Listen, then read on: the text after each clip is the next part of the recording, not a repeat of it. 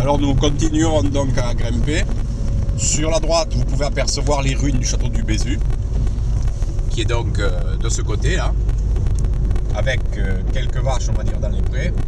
Et donc face à nous, la fameuse montagne de Bugarache qui porte un capel, c'est-à-dire qui porte un chapeau, puisqu'il y a quelques nuages à basse altitude qui se sont arrêtés sur le sommet de la montagne.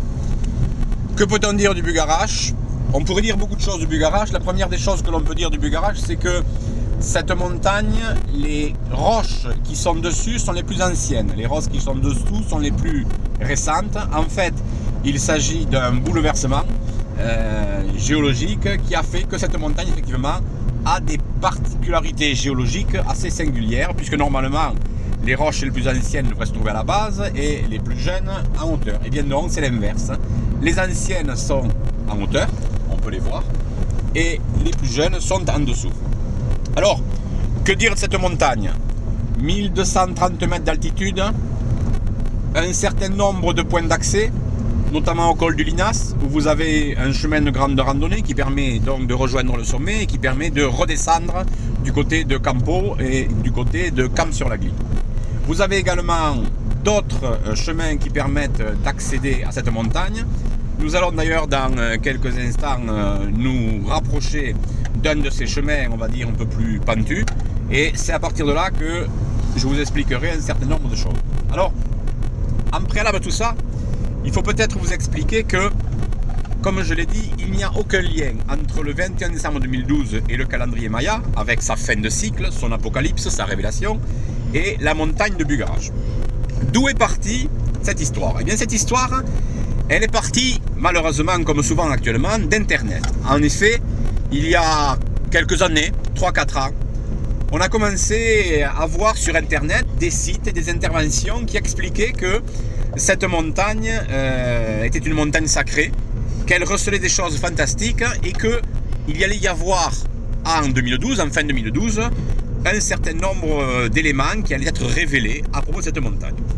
Alors bien sûr, on ne connaît pas l'internaute ou les internautes qui ont lancé, on va dire, cette légende urbaine, mais par contre, nous connaissons, nous, très très bien le milieu des chercheurs de l'affaire de Rennes-le-Château et Rennes-les-Bains, ainsi que du Bugarache, et nous pouvons vous dire avec certitude et objectivité qu'il n'y a aucun lien entre la montagne de Bugarache et ses sous-sols, ses grottes, et le 21 décembre 2012.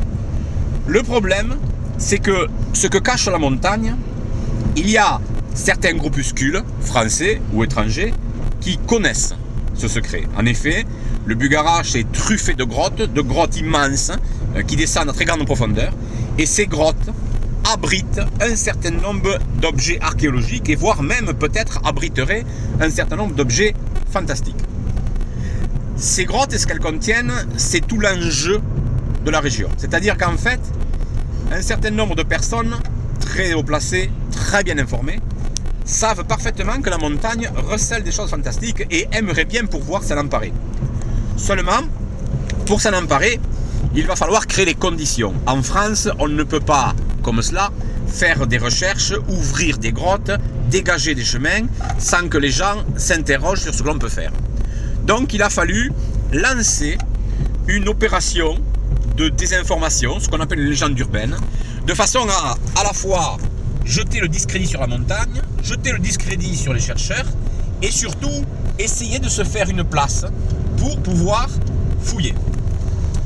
Et donc, à partir de 2010, 2011 et plus particulièrement 2012, on a vu se répandre une légende expliquant qu'il y avait y avoir des événements fantastiques sur le Bugarache, qu'on allait voir des vortex s'ouvrir, qu'on allait voir un vaisseau spatial décoller, voir d'autres vaisseaux spatiaux atterrir pour venir chercher une population. Et vous pensez bien que dans le climat occulte et ésotérique de la région, vous pensez bien que ça a tout de suite interpellé un certain nombre de personnes, on va dire, un peu originales. Ici, on les appelle les illuminés. Il y en avait déjà beaucoup avec l'affaire de Rennes-les-Bains et Rennes-le-Château, mais là, vous allez voir qu'on pourrait en avoir beaucoup plus. Alors, je m'interromps un instant pour vous montrer, donc, nous traversons le village de Bugarache.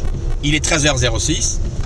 Comme vous le montre le caméraman, il n'y a absolument personne, c'est très calme.